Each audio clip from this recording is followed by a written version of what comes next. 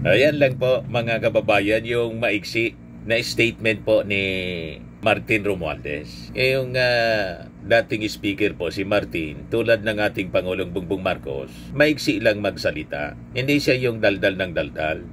More talk, more mistakes kasi po. Less talk, less mistakes. No talk, no mistake.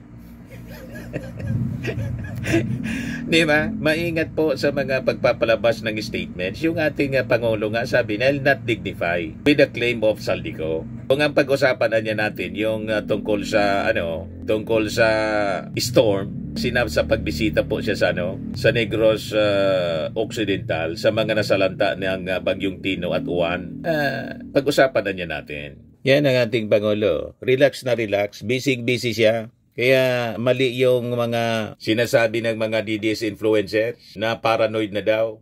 Pati si Sara paranoid na daw yung ating Pangulo. Paano naging paranoid? Na relax po ang ating Pangulo. At focus siya sa trabaho. Hindi siya intimidated po ng mga actions nitong mga gustong mag-power grab. Inassure na siya mga kababayan ng Armed Forces, ng PNP. At sigurado ng Amerika. At yung CBCP, the whole Roman Catholic Church, hindi sila sumusuporta sa mga panawagan na Marcos resign kasi ayaw nila sa mga Duterte.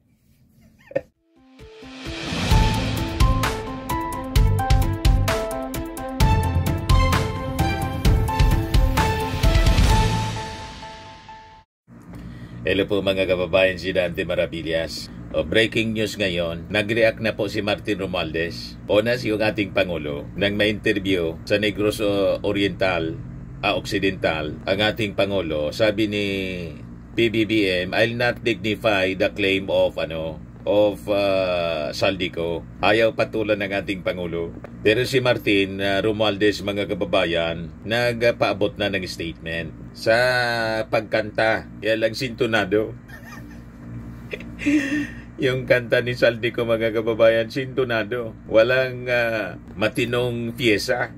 Wala sa tono. Walang accompaniment. Meaning, walang dokumento. Walang nagko-corroborate. Siya lang. Parang yung kwento, affidavit ni Gutesa, nasabi niya, totoo yung affidavit ni Gutesa. Kaya lang si Gutesa po, hindi na nagpakita. Wala ding mag-corroborate sa kanyang statement, kundi umaasa lang siya sa kanyang sariling kwento na nabuko yung kanyang affidavit, peke yung notaryo. O diba, mga kababayan, butas-butas. O ngayon, ibigay ko sa inyo yung naging statement po ni Martin Romualdez. At mamaya, pag-usapan din natin yung mga butas ng kwento ni Saldico as compared doon sa kwento in-expose po ni Yusek Bernardo ng DPWH. So, ikukumpara natin alin yung credible. Yung kwento po ni Martin, ni Saldico o kwento ni Yusek Bernardo. Okay pa? Meantime, ito yung statement ni Martin Romualdez published by Philippine Daily Inquirer.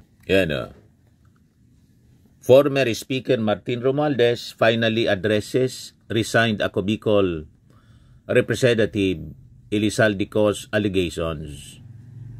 Sabi ni Martin Romualdez, "My conscience anya remains clear. Throughout this inquiry, no public official, contractor, or witness has pointed to any wrongdoing on my part. I do not wish to comment on the recent statements and allegations made by former Representative Saldico because these were not made under oath and do not hold water in the court of law. I continue to trust the ICI, the DOJ, and the Ombudsman to evaluate all statements fairly and strictly on the basis of evidence.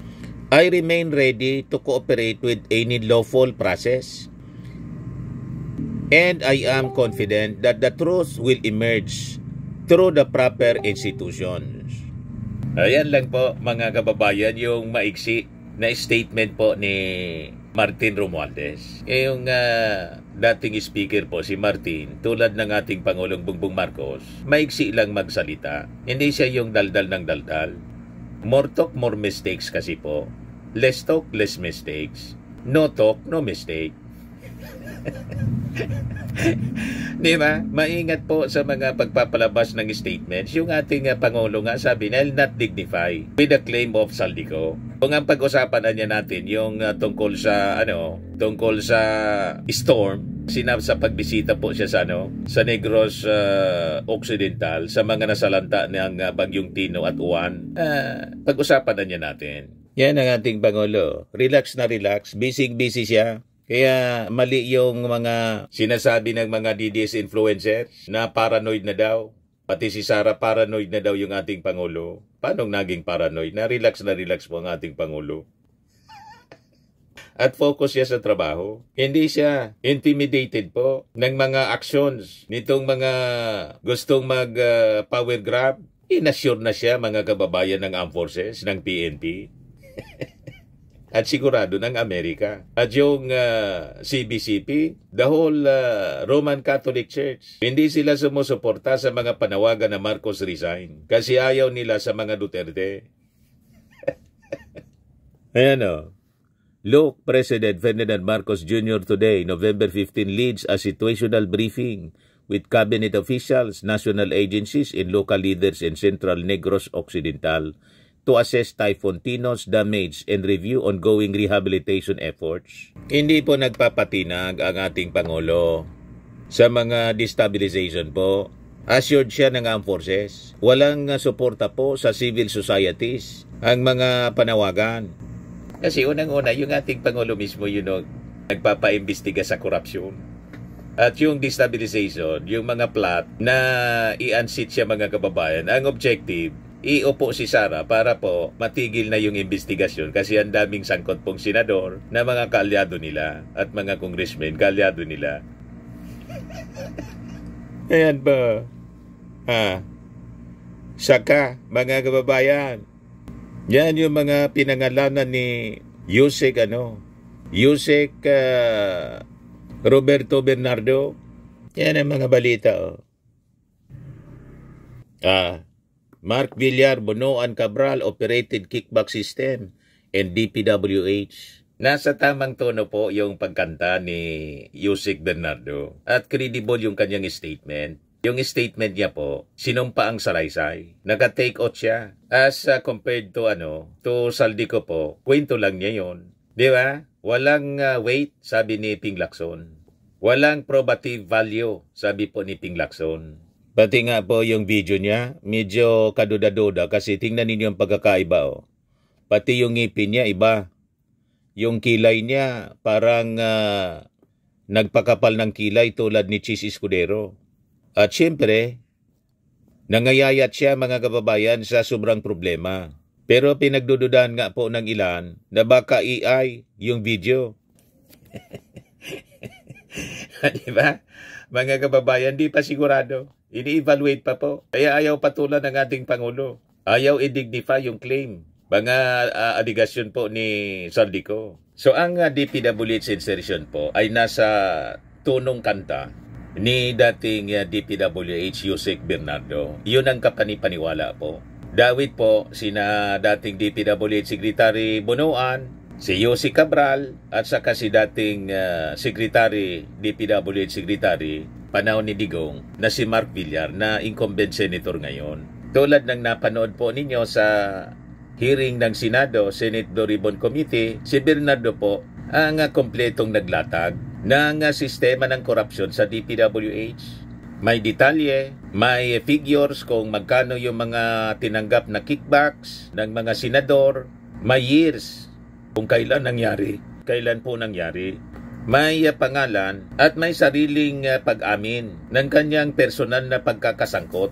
Inamin niya mismo sa kanyang testimony. Pero si Saldi po, ang sabi, wala niya akong tinanggap doon sa 25 billion na diniliver ko kay PBBM. Wala niya akong tinanggap doon. Zero. Naniwala kayo po, mga kababayan? Yan sabi niya. Sabi dito sa report ng Bandera. Saldico, ginit, walang nakurakot. Hinamon si Rimulya, investigate PBBM, Romualdez. Nag-deliver daw siya personal, 25 billion. Ngayon sabi ni Saldico. Walang perang napunta sa akin. Lahat ng insertion napunta sa ating Pangulo at Speaker Martin Romualdez. So lalong naging unbelievable yung kwento tuloy niya dahil sa ganyang claim niya, mga kababayan. O, di ba? Si Yusek Bernardo may pag-amin. So hindi siya lang nagkwento, kundi nag-confess siya, mga kababayan. Ikinumpisal niya. Ang kanyang confession sumabog matapos niyang idetalye, mga kababayan, kung paano sina Bunuan, si Yossi Cabral at ilang mga senador ang nasa likod ng isa sa pinakamalaking racket or insertion na racket, mga kababayan, sa DPWH. Si Bernardo, mga kababayan, ang nagbigay ng pinakang mabigat, pinakakompleto, pinakakomprehensibo na expose po laban doon sa mga tunay na utak ng insertion mafia. Yan ang katotohanan dyan, mga kababayan. So makikita natin sa lahat ng witnesses doon po sa Blue Ribbon, iisa lang po ang consistent. May documentation, may specific amounts. At may mga taong tinuturo. At siya po ay si Bernardo. Credible witness po. Hindi kino-coach tulad ni Gutesa na mas familiar pa si Marcoleta sa affidavit ni Gutesa kaysa sa mismong witness niya. Di ba po? Kompleto ang taon, kompleto ang figures na kanyang binabanggit, at kompleto po ang chain of command. Sino yung mga tumanggap ng kickbacks? Pinangalanan niya po.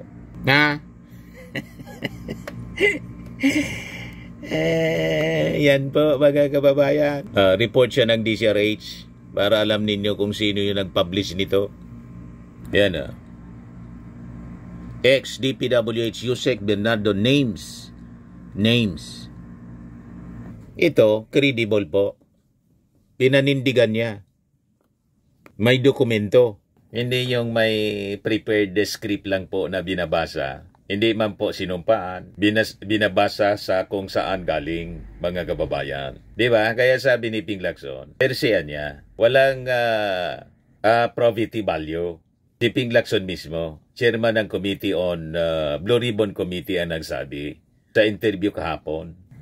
At higit sa lahat, mga kababayan, humaharap siya. Matapang na humaharap sa investigasyon. Kaya ang challenge po kay Saldico ng CBCP, pati po ng Palasyo Malacanang at ng Ombudsman. Umuwi si Saldico, ready siyang proteksyonan po ni Ombudsman na Rimulya. Yung kanyang security, igigarantiya po para mag-execute siya ng kanyang statement na sinumpaan po.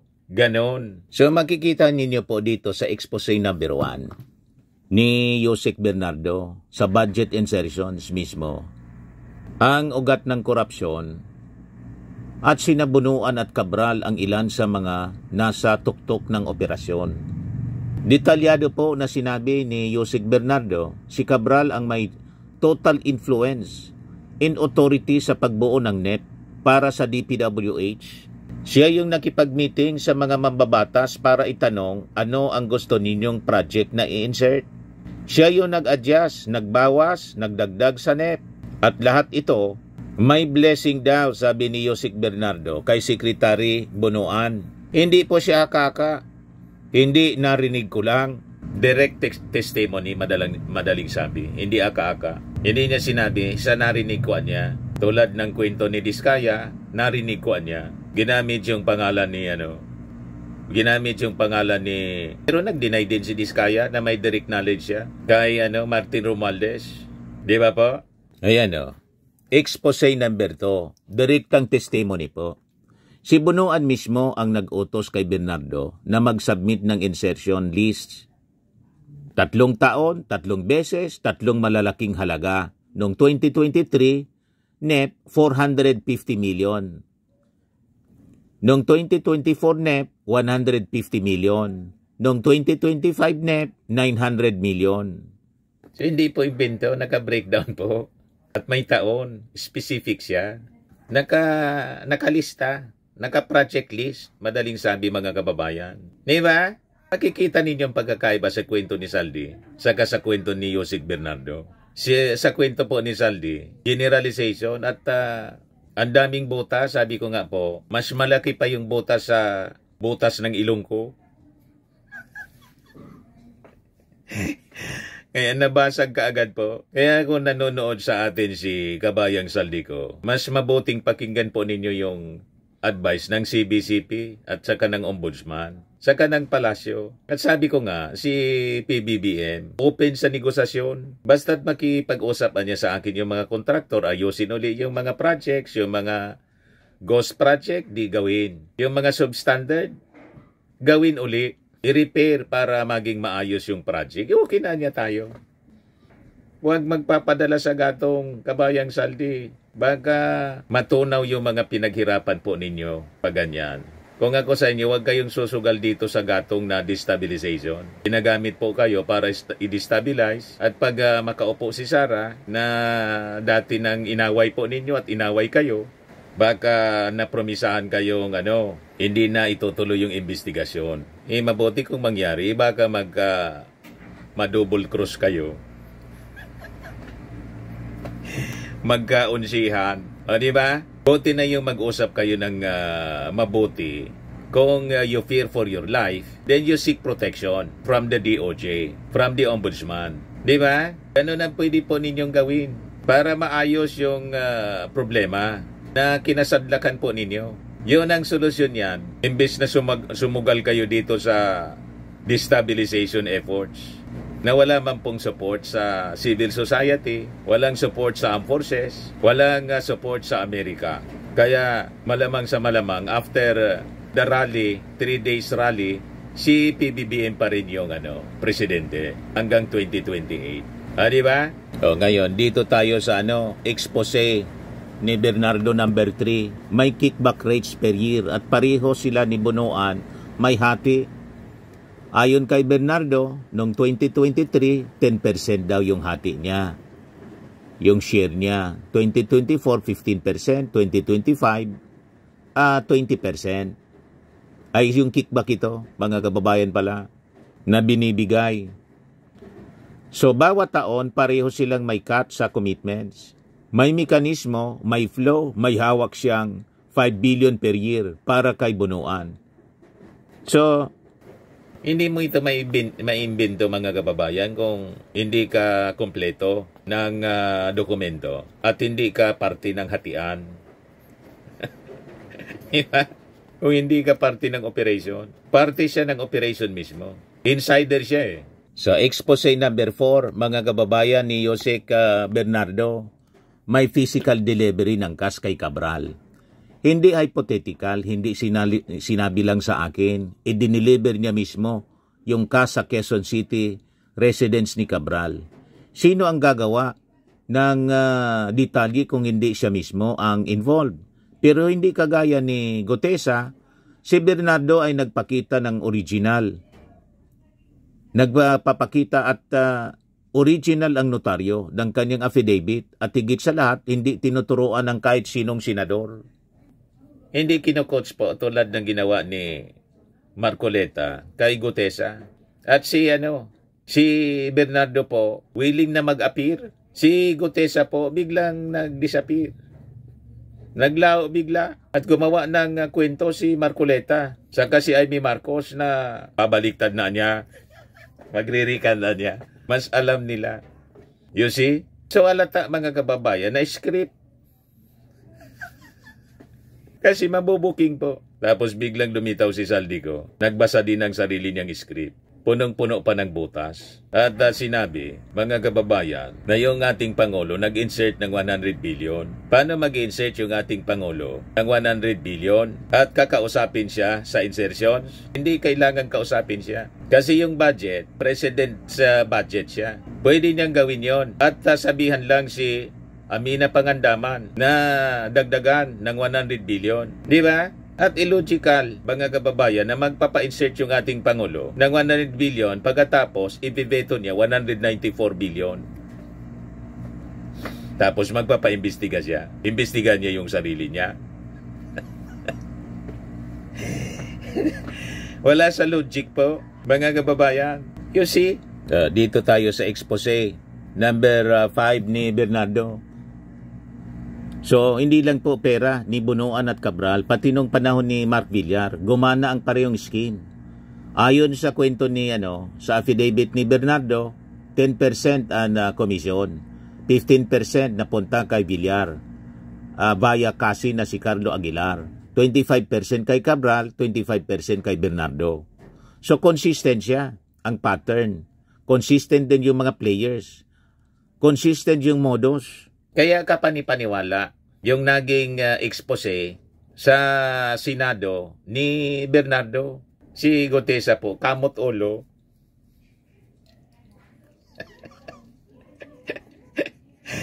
Nagkamot na lang po ng ulo.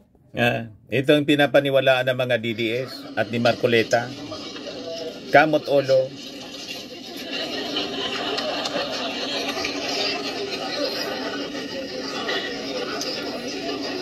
Ano ba? Ito daw ang credible witness. Kung ano niya yung nakasulat, yun ang babasahin mo. Paragraph 20. Walang nagko-coach mga kababayan kay Bernardo. Alam niya kasi may personal knowledge siya. Expose number 6. Sa lahat ng nabanggit silang ang witness na umamin sa sarili niyang kasalanan. Hindi gaya ni Saldico na puro kwento, narinig, may nag-utos, pero zero proof, zero paper trail, zero witness. Si Bernardo po inamin ang sariling pakinabang, inamin ang role, inamin ang cash deliveries. Kung naglalakad ang katotohanan, mukha ni Bernardo ang makikita natin. Tama pa, mga kababayan. So makikita ninyo, ang lalim kasi po ng detalyeng nalalaman po ni Bernardo. Kaya sa tingin lang natin, yun ang dahilan kung bakit nilabas nila si Saldico. Para ma-distract yung atensyon ng mga tao. Tapos, siyempre, sa tingin natin, gatong para sa destabilization. Kung may maniwala sa kwento, paano yan? Walang maniwala po Other than, siyempre, yung mga DDS, sila naniniwala sa sarili nilang kasinungalingan po. Kasi parte sila sa gustong pagtakpan itong mga totoong sangkot sa anomalya. Kasi itong mga totoong sangkot sa anomalya po sa flood control, mga kaalyado nila ang karamihan, mga senador, congressmen, DPWH officials. Nakita ninyo, mga kababayan? So, wag natin po ngayaan matabunan. Cover up po ang ginagawa nila. Wag tayong padidistract. Itutok natin ang atensyon doon sa investigasyon ni Ping Lacson. Kasi si Ping Lacson po matino bilang chairman committee ng Blue Ribbon. Sisiguruhin na Ping Lacson lalabas ang totoo at mananagot ang dapat ng managot. Ang plot nila mga kababayan, isulong ang people power para pagtakpan ng korupsyon na nabulgar po. Flood control scandal na binulgar ng ating Pangulong Bongbong Marcos mismo po. At gusto nila baliktarin, bultahan mga kababayan yung ating Pangulong Bongbong. At sabi nga natin, malamang sa malamang, ang nagpupundo nitong destabilization, itong mga sabit po sa korupsyon para tuloy ang korupsyon. Di ba pa? Malinaw ang script.